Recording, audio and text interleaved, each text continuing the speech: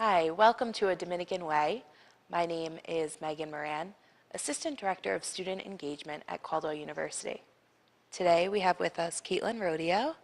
Hi, I'm a senior at Caldwell University. I'm going to be graduating this May with my psychology degree, but I'll be back to continue on with my mental health counseling master's degree. And Krista Catano. I'm a junior at Caldwell University, and I'm studying art and psychology, and then I'll be entering the art therapy master's program. And Sean Puzo. I am a sophomore at Caldwell University, and I'm pursuing a BFA in graphic design. Thanks.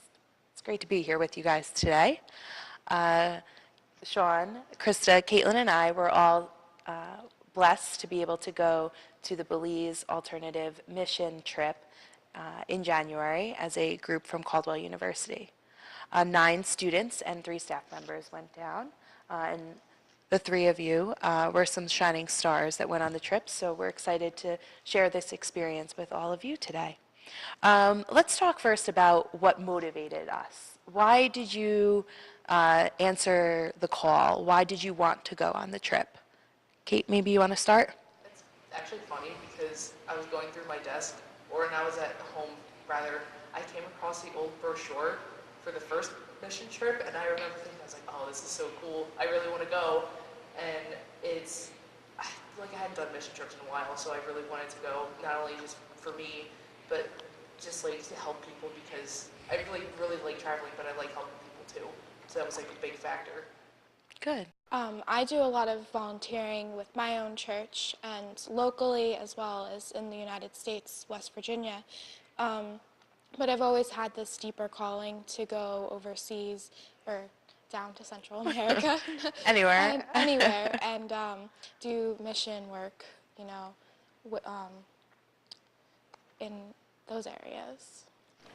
In high school, I had gotten a chance to do a lot of local service work, and I had always wanted to do something farther reaching than that. And at freshman orientation, Elizabeth Huban gave a presentation on the Belize trip, and it was then when I pulled Megan aside, I was like, I really want to go on the Belize trip, and it's ever since then that I wanted to go.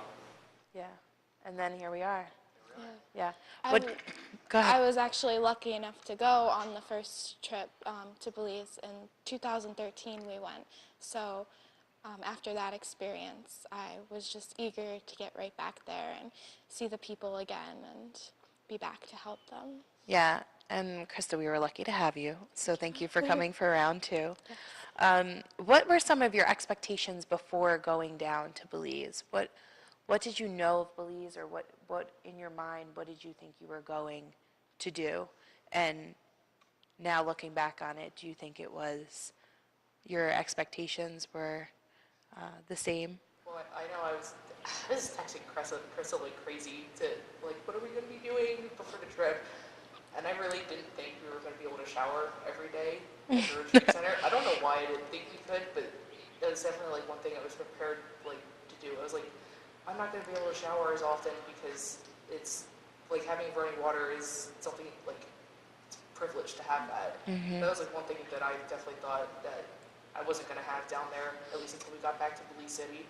I know my aunt had just got back with my uncle from a trip to Belize and the resorts, and they had shared all their photos, and I knew that that was not going to be what we were getting into.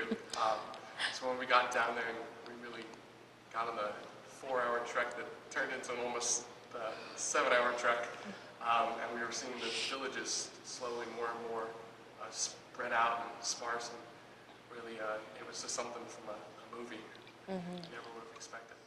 I always tell people that it's like a scene or a picture out of a Natural Geographic magazine, that something like one of my favorite magazines, and it's like you just jump right into that picture and you're like totally immersed in their culture. Yeah, I told my friends when I came home, I said, if you open up a history book and you go to like Mayan villages from years and years ago, you could jump right back in there and they're still living the same Absolutely. simple way of life. And it's such a stark contrast. One of the articles that I had read about Belize afterward was talking about how the difference between Punta Gorda, which is the capital of the Toledo district, and then everything else down there is just such a stark contrast. Punta Gorda is a thriving town, and everything else are these mountainside villages. It's just amazing. Yeah. I remember like one of those mornings I was with Virginia. It was like one of those moments where we didn't, like all the hands like had tools that we could use. I was thinking to myself, I was like, this is like a land lost in time. It's so peaceful here. It's crazy where it's just like, they're still living like this and it's nothing like where we just came from. Yeah. So like, we reflected on it because we were just looking at the mountains that we could see from the church. It was so crazy. Yeah, does someone want to just talk about like what we actually did down there as far as like the building aspect of it? So basically, our main project while we were there was to replace the back wall of their church. It was old and wooden, I believe. So we took that down and we replaced it with cinder blocks, and we had to mix mortar from scratch with shovels and dirt and buckets of water that we had to walk down the hill to get from the well, and we had to sift through the dirt for days to get all the rocks out. And We use the rocks to get up the muddy hill too. yes. Yeah. I think that was one of the hardest parts about the whole entire experience was making the mortar from scratch. It was certainly a new experience. You never expected it. And then to just make the mortar right on the floor of the church. I think the first time we asked Mr. Frank, who was the foreman of the work site, where we were going to mix it. And he said, right there, and put it in front of us.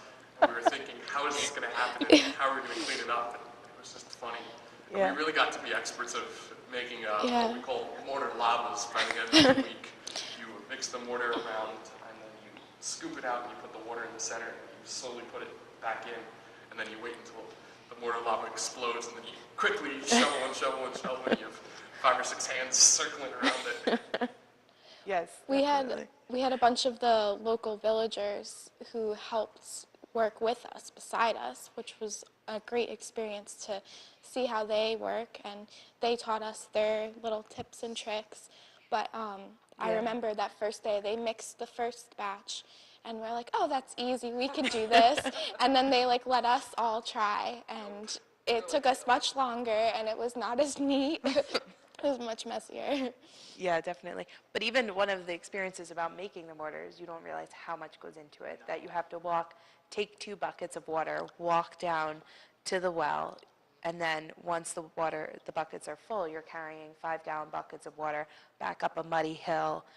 And then when you get there, you're sifting through. And it's just a lot of work and manpower went into it, which was cool because everybody was able to do certain jobs and certain things at different times. And I don't think anyone expected it to be that muddy. It was the first night we were there, Father Lou had told us about that 12-foot stretch of mud that was going to be on a hill. And then we got there, and we were in your van, and we made it up the hill fine, and then we looked back at Tim's Our van didn't. stuck in the mud. All the villagers jumped out and started pushing it up the hill, and it was an adventure that was only the First day. Yeah. Like you're not even mentioning how the first morning, I ended up going on that little piece of wood that's right in front of the retreat center, and I slept right on my butt because I was the first one out the door that goes down that, and I was like, at least it wasn't anybody with pants that slipped. And then right after I said that, Virginia Deb fell. So it's just so slippery. Yeah, it was just we went during rainy season, which when we took the first group, when Krista and I went the first year, it was their dry season, so it was dry and hot and Humid. humid. Yeah. But this year we went and it was rainy season, and such a different transition And that it's such a different rain than our rain. It's Yeah. fast. It comes in out of nowhere and leaves almost just as quick as it came in. And it's powerful, but it's so peaceful. So it is peaceful. peaceful. It's really refreshing. We'd be working on the work site, and then it would start raining. We'd all go outside. And Yeah. Refresh. One time it started to rain. Remember, we were all eating lunch that one day, Yeah. and Mr. Frankie, who was the foreman on the job, they know nature, which is a beautiful thing. Because they live it, they just know it. And he's like, oh, it's happening. It's going to start to rain. And we were like, yeah, okay, Mr. Frankie, I'm going It's to eat my blue peanut butter and jelly. skies, it's I'm like, see you beautiful. later. And then 2 minutes later, all the doors are like whipping open, and he's like, I told you. And I was like, Yeah. all right, it's time to eat my peanut butter and jelly now. Sorry, I'll put it away. What about, do you want to talk about Domitilla and your Oh, experience with her? yes.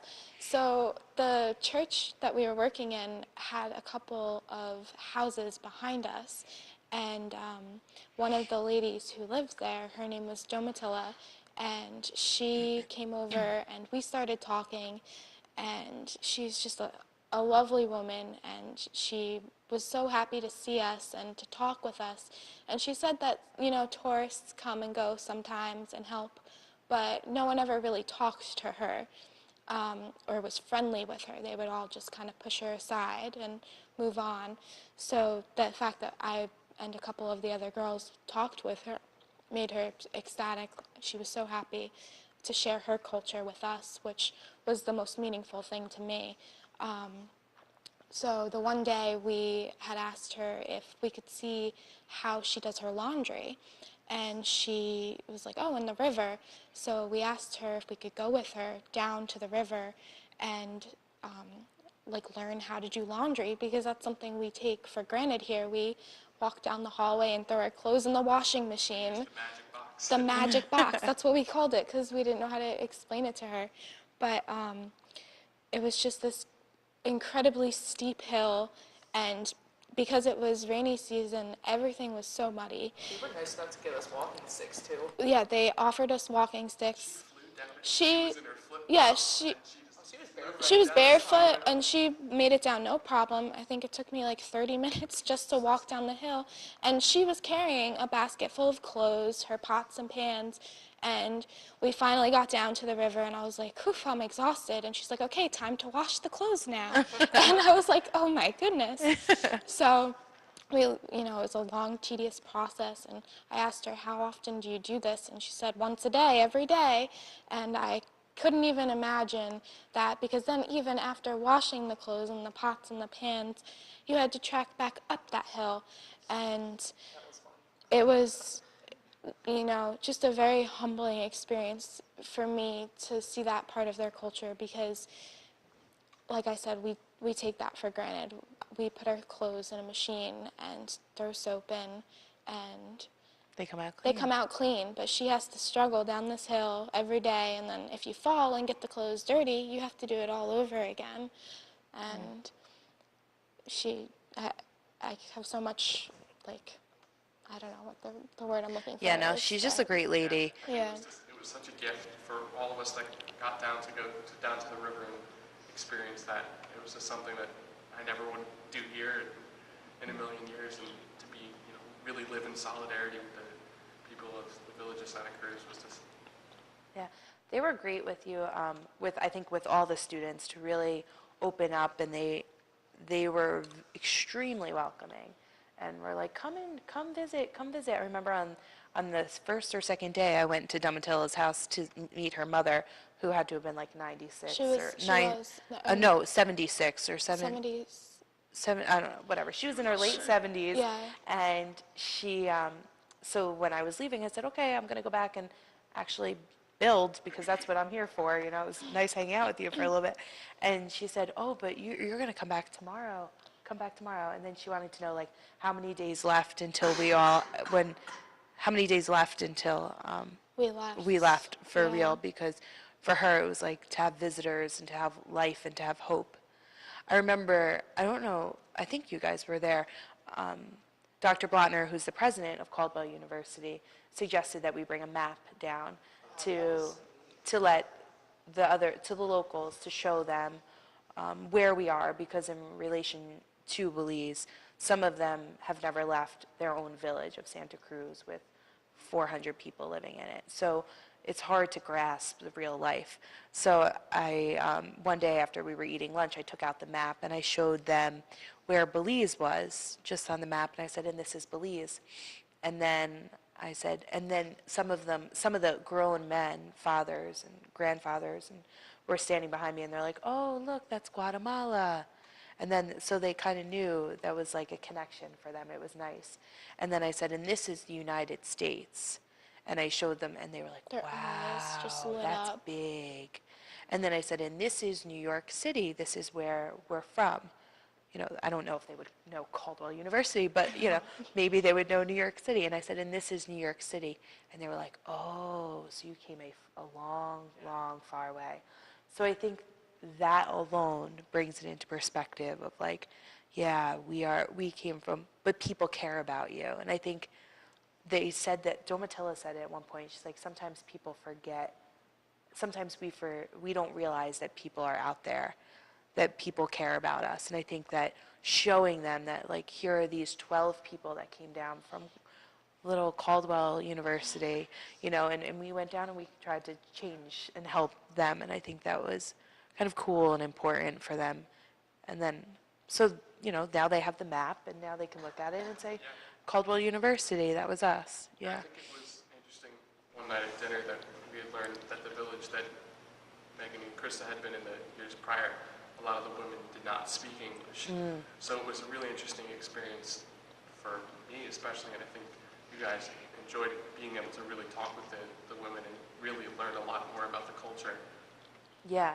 In the village where we were at the first year, they spoke Quechua, so we weren't really able to communicate with the adults. We were able to communicate with the children because they were in school and they knew a little bit of English and they would pick up on it, and they knew that we would bring them toys at the end of the week, so they knew dolls and soccer balls, and they understood all that. Yeah. They made sure we got that. But yeah, so it was great to be able to communicate with them. And because it is an English-speaking country, it really helped. Yeah. And then we did bring down some toys for them, We passed and out. some books, some Yeah. toothbrushes. Yeah, it was one of the nice things about the drive to Santa Cruz. We passed through all these other villages, and all of the kids were on their way to school and class. So the one day we had toothbrushes, and we were passing them out to all the kids, and they would come, you know, like excited for just a toothbrush. Another thing that we take for granted, you know. I have like probably 3 in my cabinet over my sink, and they're happy for one toothbrush. Yeah. And it's really interesting how interconnected they are down there. We had the woman, Miss Olive, who was cooking for us the week. You know, we mentioned her name, and everyone knows Miss Olive. And then that one morning that we were driving to Santa Cruz, and we picked up Zita. Zita was the principal of the school in Santa Cruz. And she said, oh yes, and her husband teaches at St. Peter Claver, and she used to work with Miss Olive at St. Benedict's, and it just, for The connections. yeah, it's just everyone knows everyone down there. Yeah. Everyone is just very happy. It's Yeah. Miss Olive was our fabulous cook who was, yeah, everyone ate very well down there. Miss Olive lives in Punta Gorda, where we stayed, and is a parishioner at St. Peter Claver Church in Punta Gorda. So we were able to connect with her, and she did everything for us. Someone lost luggage one day. On our flight down, one of our students did, and Miss Olive was like, no problem, no problem, give me the information, I'll make sure we get it. And then it was like, oh, Miss Olive, we're running out of Gatorade, can we have more? Of course, I'll bring it to you later in the day. It was, people are nice, people are kind, and it was nice to have a mother figure, someone down there who was able to provide for us, because not being in a place where we know where we are, she was a godsend, and we appreciate her. We love Miss Olive. Miss Olive. Yeah. Yes. I love her and her cooking. Yes, definitely. We all thought we were going to be on a diet down there, and We gained more weight. Mom was cooking it. It was really amazing. Yeah. I remember one time going to the local store, Amy, one of the chaperones, and we like kind of snuck away, and I was like, it was like an hour before lunchtime, or half an hour. And I was like, I'm going to go and buy everyone some nice cold soda. So I was like, I'm just going to walk to the center of town in Santa Cruz, which is, you know, a 2-minute walk from the church and the school and everything else right where we were. And I walked in and I said, hi, can I have 12, actually make that 15 cold sodas? And they were like, we don't have anything cold here. And I was like, you don't have cold soda? You don't have a refrigerator? And they were like, no, we don't have electricity in this store. And I was like, oh, does anybody have electricity? And she was like, we have generators, so we use generators when we need it, but we don't have anything that's refrigerated. And it's like, it makes you, like, you click back and you're like, wow, this is really what people are doing. This is how people are living. Certainly not running to the 7-Eleven. And they're getting by just fine. Yeah. And they're happy and they're simple, but very happy people. One day, Krista, or you know what I'm going to The say? tortillas? Oh, okay, yeah. No, the tortillas. Go. Oh, Yeah. so she ended up buying tortillas at this little market, but then I was talking to Domitilla about it, and I asked, can you teach us how to make tortillas? And of course, she welcomed us into her house, and that was another like really cool moment, getting to see that culture aspect of it. And she, everything from rolling out the dough to putting them on the griddle and flipping them, and then getting to eat them. The best part. The best part. But what were Yeah. you gonna say? No, I was going to say that you left something back at the house in Punta Gorda, Oh, yes. which was like 45 minutes from where we were in Santa Cruz. So Chris was like, Megan, I really have to go back. So myself and Amy, one of the chaperones, and Krista, we drove back into Punta Gorda. And we would always leave Punta Gorda, which is the town of like 4,000 people where we stayed. We would always leave before like anybody really woke up. So we were like out, and some kids were like walking to school, but it wasn't like, well, when we went back, it must have been like 11 a.m. by the time we got back. And the town was bustling with people and cars and, bicycles and stray dogs. And it's just, the town was going crazy and Amy, the chaperone, she's like, I gotta get out of here. Like, this is too much for me. I gotta get back to Santa Cruz. She's like, I don't It's too like, fast-paced. yeah, it's too fast paced for me. And it's funny how like we were out there for like 4 days, and we even we were like, this is nice. This is simple. No, Simple. yeah, no cell phones, no So Wi-Fi. It was so enjoyable to just come home at night, and we had the big table, and it was funny because there was a painting of the Last Supper behind us, and it was like we were sharing a nice big supper, and it was really nice to connect at the end of the day and just sit out on the veranda and Share stories and laugh. it was so nice. Yeah. And at the end of the day, I mean, we built a wall in a church that probably the villagers could have built maybe even faster Much than us. quicker than They us. probably would have done it faster. Yeah. But for them, we bought them hope, and now they're excited to build the other 3 walls with cinder block. And they're going to raise the money, and they're going to try to work harder to sell more goods and for them that's something to live for. But who knows, I mean, if we weren't down there, maybe it wouldn't have been that fast, or that maybe they wouldn't have all gathered together as excited as they were to do it. Yeah. But we built that church. Yeah. Yeah. You better believe it. You better believe it. And then on the last day, you guys bought some toys for the people of the village. Bubbles. That was fun because it wasn't just the kids that had fun with it. It was all the workers too. Like Victor, one of the villagers, his father was there, and him and Alejandro, one of the other boys that helped work with us, they just looked so happy to be playing with the bubbles. Like I know we kind of goofed off with it too, but it was just so cool seeing like how excited they were about bubbles. And it's There's a just great like, photo that someone has of Victor's father just blowing a bubble, and it's the excitement that, It's a back child. in America, It's a child. we Yeah. wouldn't get at this Yeah. age, but it's just, Yeah. he was a child blowing bubbles, and it was, Yeah. it was a really And then great experience. so Victor's the father, and in the back of that photo is Victor, and Victor's smiling with this huge smile, and it's so innocent.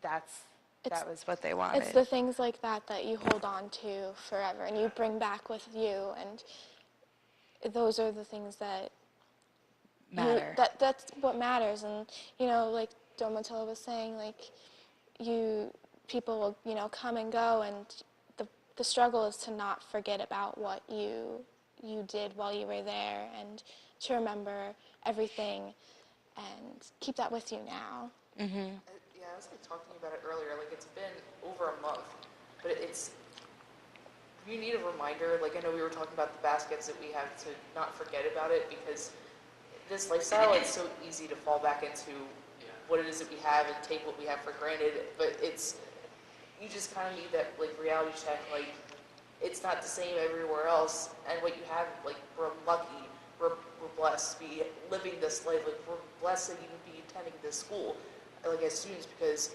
Donatella's son wants to go to school, but they can't afford it, and here we are like taking out loans to go to school, and we're able to do this. It's so easy to take this all for granted, but I guess what we're trying to do is like try and break that habit of trying to say like you can remember. It may be easy to forget, but it is difficult to remember. Yeah, I think that was something that Mr. Frankie always hit home. He said, you know, there's always going to be the possibility that you will forget it, but it's the fact that, you know, 5 years from now, 10 years from now, 2 weeks from now, that you do remember, and you go back to it, and you remember the people of Santa Cruz, and you remember what you did, and you pass the information along to another student who might want to go the next year, or you share the stories of everyone. You know, it was just...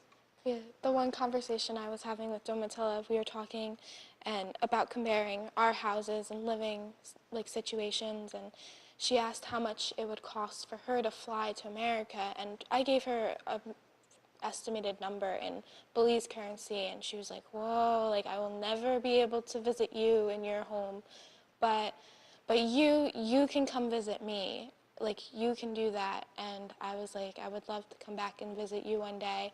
And she's like, you can come live with me. Guaranteed stay at Miss Alice. Yeah, you can come live with me as long as you want. I'll take care of you. And I said I would love nothing more. So And they mean that. they mean it. From Yeah. the bottom of their hearts, they mean it. Yeah. So Yeah. maybe one day. So Sean, you made this book, and it's called An Unbelievable Journey. A life-changing journey. It's an unbelievable experience. Do you think it was a life-changing experience? Absolutely. I think even we realized on the last day that we were there, when we were flying back, we were in the airport at the station, and some woman threw a sandwich out, and you heard a collective gasp. Yeah. And it was just, the people in Belize would have killed to have that sandwich, and I think after the week we would have too. And it just really puts things in perspective about how lucky you are to have even the simplest things in life. Yeah. So it was an unbelievable It experience. was unbelievable. Good. Well, thanks for being here today, everyone, and thanks for joining us. Thank you.